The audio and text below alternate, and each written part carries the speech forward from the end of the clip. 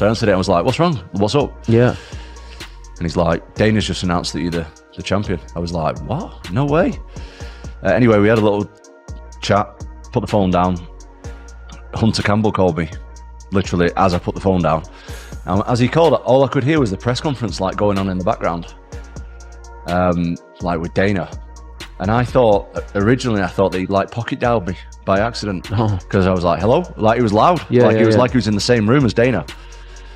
And he just said, look, just letting you know, we've announced that you're the champion. Congratulations. We'll talk more next week. Bye.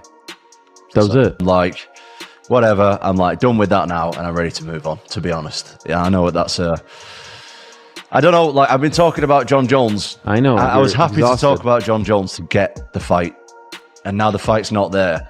I'm just like, let's just move on. Stuff. And I think I'm not getting at Jon here, I'm getting at anyone who's failed a PED test. If you're so this is my view on PEDs personally. If you're a sprinter, for example, you do 100 meters and you take PEDs and you win a race, you become faster than people who are not taking PEDs from that. That's okay. You're a cheat, you've won, they'll take your title off you or whatever, that's fine. If your job is to hurt another person, physically hurt another person, which could potentially...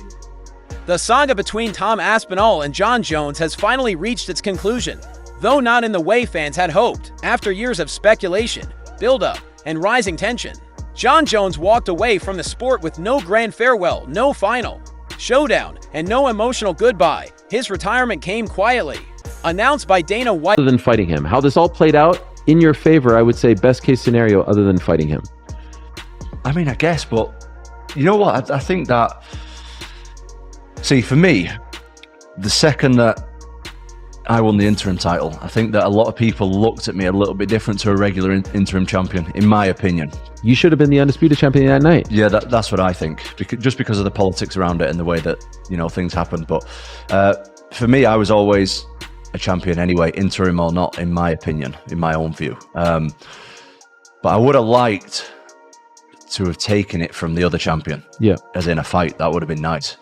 But I guess it's worked out pretty. In the middle of a press conference, almost as an afterthought. Now, as the MMA world comes to terms with this anticlimactic ending, Tom Aspinall sits down with Ariel Helwani in Las Vegas, not as a challenger, but as the reigning UFC heavyweight champion.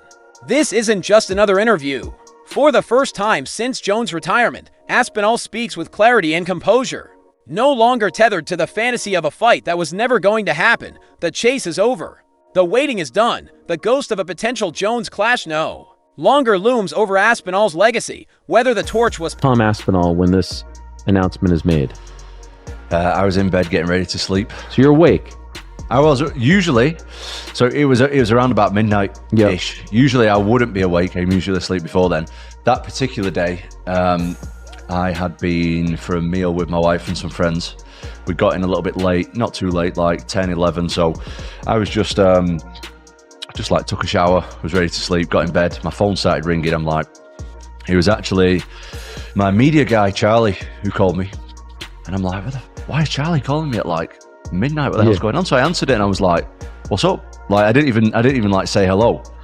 By the way, if you front, maybe this will cross up, like, you don't really greet someone in the UK by saying what's up. What's up is more like a question of, is everything okay? Oh, really? Like in the US, people say, oh, what's up? Yeah, what's up? Yeah. We don't really use that in the UK. Okay. What's up means like what's wrong. So I answered it and was like, what's wrong? What's up? Yeah. And he's like, Dana's just announced that you're the champion. I was like, what? No way. Anyway, we had a little chat, put the phone down. Hunter Campbell called me, literally as I put the phone down.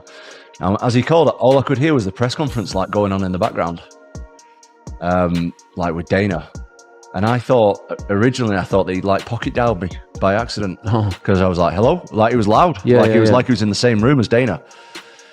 And he just said, look, just letting you know, we've announced that you're the champion. Congratulations. We'll talk more next week. Passed or simply dropped. The result is the same. Tom Aspinall now stands as the king of the heavyweight division. And perhaps the most powerful part of this story is the silence from Jon Jones. No final words. No passing comment. Because in the end, Aspinall didn't need to fight Jon Jones to retire him. The conversation naturally begins with Jon Jones. Ariel Helwani recalls the surreal moment during Saturday night's press conference when Dana White, almost casually, announced Jon's retirement as if it were just another update on the card. For Tom Aspinall, it was an ordinary evening. He had just gotten home from dinner with his wife and some friends. What is your reaction?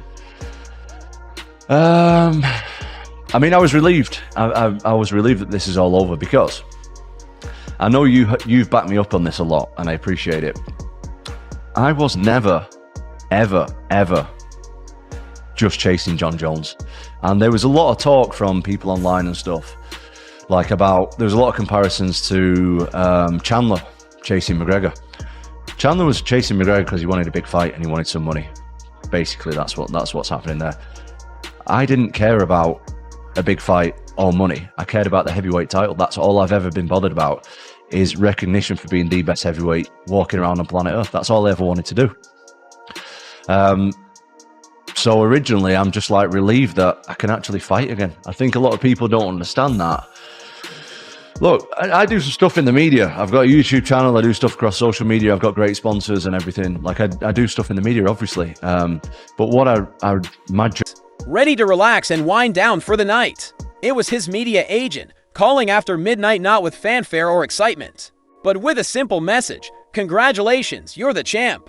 We'll talk more next week. That's how it happened. No grand announcement, no ceremonial handover, no final words from the legend he'd spent years preparing to face. Just a phone call and a sudden shift in reality.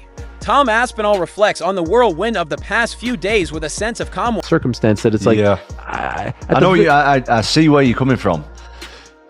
It isn't great, in all honesty, but for me, in like 3 months when I fight, or whenever I fight, that's all going to be forgotten about anyway. Sure. Like the accolade is still there that I'm the heavyweight champion. I can still fight somebody. So that was my focus. Yeah, it would have been definitely nice to get my flowers a little bit more, but I can do that in the octagon anyway. Me personally, I'm not too bothered. I can see where like yourself and other people are coming from. Like, that's a bit of a shitty way to do it. Your father as well. Yeah, my dad was the same. He called it pathetic. Yeah, and I can see where you guys are coming from. But for me personally, I'm just like so focused on what I got to do. One, not driven by triumph, but by relief. Sitting across from Ariel Helwani, he admits that the moment he learned Jon Jones had officially retired didn't bring the thrill many assumed it would. Instead, it brought a quiet sense of closure. There was no roar of the crowd, no ultimate face-off, no final test of greatness between two elite fighters. Just a phone call in the middle of the night, letting him know the chapter had ended before it ever truly began. More than anything, Tom says, he felt relieved. Relieved that the waiting was finally over. For months, he had trained with intensity and discipline, all while the fight world speculated about a clash with Jon Jones that never materialized. During that time, fans and critics alike questioned his motives. Some accused him of chasing Jones for the money or for the global spotlight. That comes with being part of a historic matchup. You can now sit here and say, I believe you retired Jon Jones. You could sit here and say, I retired Jon Jones. And you did say last summer, yeah, I did. He will never fight me and he will choose to retire instead of fighting me. So that is a feather in your cap. Again, I see what you mean, but that's like ego talking. Your presence made one of the greatest fighters of all time say, I'm not fighting anymore. It is, but Tom shuts those assumptions down with quiet conviction. It was never about the fame, and it definitely wasn't about the money. Tom tells Ariel, I've never cared about being a celebrity or some kind of viral figure. I care about fighting.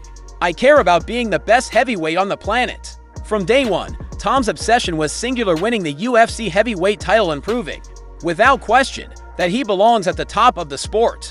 That was what fueled his endless training sessions, what drove him through injuries and setbacks, and what pushed him to stay ready, even when no fight was in sight. It wasn't the idea of facing Jon Jones that motivated him, it was the goal of being the best, regardless of who stood across the octagon. Ironically, the thing that frustrated Tom the most about the Jon Jones saga wasn't that the fight didn't happen, it was the time lost because of it. Valuable months slipped by while he remained in limbo, unable to book another fight. Caught in the shadow of a matchup that was always uncertain, and for a fighter in his prime, that kind of stagnation is... See, I honestly think I've got to be one of the easiest people for the UFC to ever work with. Because, and that's not me like blowing my own trumpet, everything they tell me I do. I never do anything like, they just told me for a year, be ready, stay fit, stay in shape, be ready for a date, be ready for a contract. And that's what I've done for the last year. I've not done nothing else. I've took like no vacations. I'm not taking no days off. I'm looking after my diet. I'm doing my recovery. I'm doing the sparring. I'm doing the strength and conditioning. I'm learning new techniques. Isn't just annoying, it's maddening. Now, with the Jon Jones chapter closed, Tom Aspinall is no longer waiting for anything. He's the undisputed heavyweight champion, not because someone handed him the crown.